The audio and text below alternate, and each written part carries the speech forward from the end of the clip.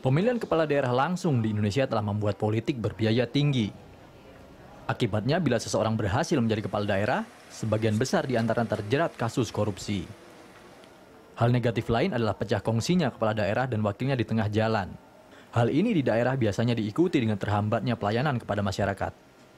Kebijakan yang diambil juga kerap tidak sesuai dengan master plan yang telah digariskan pemerintah pusat. Di beberapa daerah, pemilihan langsung ini juga membuat berdirinya politik dinasti. Tentu kita semua menginginkan demokrasi di Indonesia membawa kemakmuran bagi rakyat. Untuk itu, evaluasi pemilihan langsung di daerah sangat diperlukan, dengan tidak melanggar nilai-nilai demokrasi itu sendiri. Pemirsa, data Kementerian Dalam Negeri menunjukkan 80% lebih kepala daerah tersangkut kasus korupsi. Pemilihan langsung yang berbiaya tinggi menjadi penyebab utama kepala daerah terjerat korupsi. Di sisi lain ada wacana pemberian remisi kepada para koruptor saat Idul Fitri nanti. Untuk membahas hal ini telah hadir di studio Dirjen Otonomi Daerah Kemendagri Jo Hermansyah Johan dan aktivis ICW Emerson Junto. Saya langsung ke Pak Jo ini, Pak. Separah itukah pejabat daerah kita? Ya, itu fakta kan. Jadi data Kemdagri sejak digelar pemilihan kepala daerah secara langsung tahun 2005 sampai 2014 ini, kita mencatat sudah 330 kepala daerah termasuk wakilnya ya, baik gubernur, bupati, wali kota yang tersangkut masalah hukum. Dan dari berapa jumlahnya itu? Dari 524 kepala daerah. Jadi ini sudah sekitar 62%, 63%, atau 2/3. Nah, ini angka sangat mengkhawatirkan, mencemaskan kan. Kalau kita memilih pemimpin, lalu pemimpinnya pada masuk penjara, dan kasusnya 86,22% adalah terlibat korupsi. Ya, penyalahgunaan wewenang, kekuasaan, suap, ya, pemerasan, dan sebagainya. Nah, ini mau diapakan? Akan kita perbaiki atau kita biarkan saja berlanjut terus? Nah, ini yang menjadi PR besar kita. Kami melihat begini, ini Pilpres kan cukup baik nih, berkualitas lah gitu ya kan. Nah, harus memberi inspirasi kita. Motivasi kita juga pilkada ke depan harus kita juga buat berkualitas. Jangan sampai setelah dipilih pemimpinnya, lalu kemudian rame-rame 2/3 dari jumlah total kepala daerah kena proses hukum. Oke, Mas Emerson, ini dari ICW sendiri ini mengamini data yang ada di Kemendagri atau justru malah lebih besar lagi begitu? Ya, data kita sebenarnya juga beberapa data dari Kemendagri. Data ICW itu 4-5 tahun terakhir itu 176 kepala daerah yang tersangkut kasus korupsi yang sudah diproses oleh Kejaksaan maupun oleh KPK. Data KPK terbaru 40 orang kepala daerah yang sudah diproses oleh KPK. Nah, ini yang seperti dengan teman-teman dari Kemendagri, kita memprihatinkan ya, menyatakan ini prihatin bahwa negara ini kan negara paling korup. Nah, lebih prihatin lagi karena pemimpin yang harusnya jadi tauladan bagi masyarakat di sekitarnya itu justru tersandung dalam kasus korupsi. Nah, ada beberapa persoalan saya pikir, tidak hanya bicara soal apa. ICW mencatat ada 4 persoalan dalam kasus ini. Kenapa kepala daerah masih terjerat dalam kasus korupsi? Pertama, biaya politik yang tinggi. Kemudian kedua, peluang korupsi oleh kepala daerah tinggi juga. Yang ketiga, minimnya pengawasan di tingkat lokal. Yang kemudian keempat adalahnya buruknya proses rekrutmen terhadap kepala daerah itu sendiri, yang itu dilakukan oleh partai politik. Nah, ini yang 4 faktor ini menjadi salah satu penyebab gitu ya, kenapa ketika KPK penegak hukum memproses kasus korupsi kepala daerah, tapi muncul berikutnya sama. Jadi kalau kita lihat tren data dari Kemendagri kan ada kenaikan yang signifikan. Seingat dalam catatan ICW 2012-2013 itu hanya 200-an. Sekarang udah meningkat sampai 300. Seperti itu. Berdasarkan proses rekrutmen sendiri, kita tahu kepala daerah sudah tersangkut atau diduga begitu, tapi bisa terpilih kembali itu, Pak. Ini seperti yang tadi Mas Emerson juga bilang, ini ada yang salah dengan proses rekrutmen ini, bagaimana? Nah, itu ya.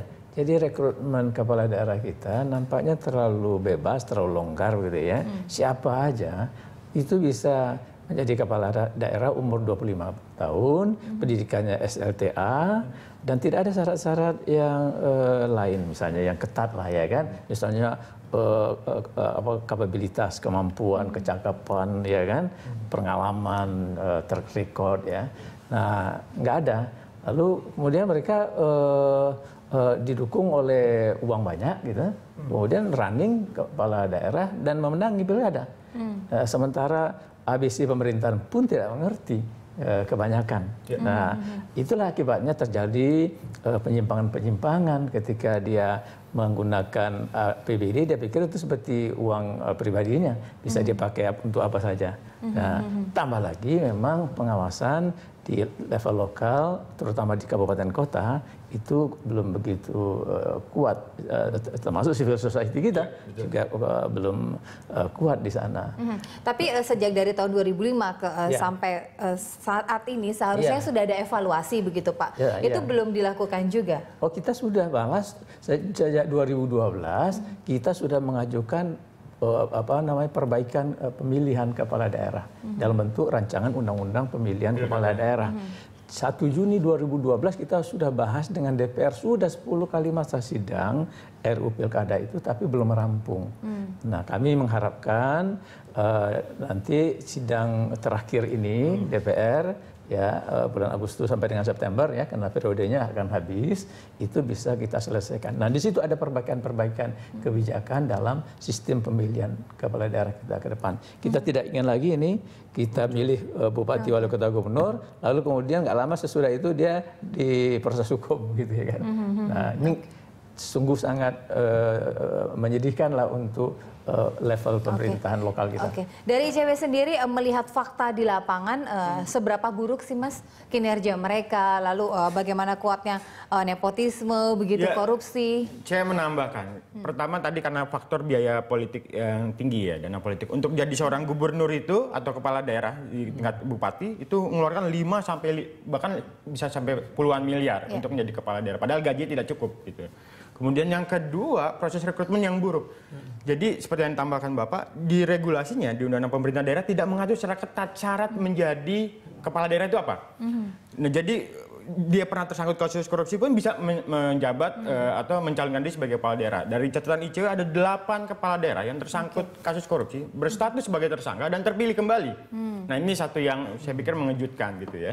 Kemudian kedua, ditambah lagi dengan proses rekrutmen yang buruk di internal partai. Jadi partai itu ketika merekrut kader-kader mereka untuk mencalonkan diri sebagai kepala daerah tidak pernah melihat soal rekam jejak. Artinya bagi mereka soal loyalitas, kredibilitas itu urusan yang sekian. Yang penting adalah Anda punya kemampuan finansial berapa. Bahkan yang berkembang adalah soal mahar. Jadi kalau mau jadi kepala daerah harus nyetor dulu ke partai sekian miliar. Dan ini jadi salah satu faktor pendorong. Kemudian yang juga bisa ditambahkan adalah faktor pengawasan di internal atau di lokal itu yang lemah. Tidak bisa dipungkiri jabatan-jabatan strategis seperti inspektorat, pengawasan daerah itu adalah kolega mereka.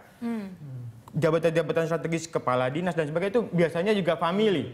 Nah, ini yang memunculkan istilah dinasti dan sebagainya karena memang mereka kuat di situ. Jadi kalaupun ada kasus korupsi yang terjadi adalah diselesaikan secara kekeluargaan, bukan secara hukum seperti itu. Oke, baik. Tercatat juga 11% ini ada politik dinasti yang sudah terjadi. Nah, ini nanti kita akan membahas ke carut marutan bagaimana proses rekrutmen dan pejabat-pejabat daerah yang justru korupsi bukan yang memakmurkan rakyat. Saat lagi karena kita harus jeda pariwara, tetaplah bersama kami pemirsa.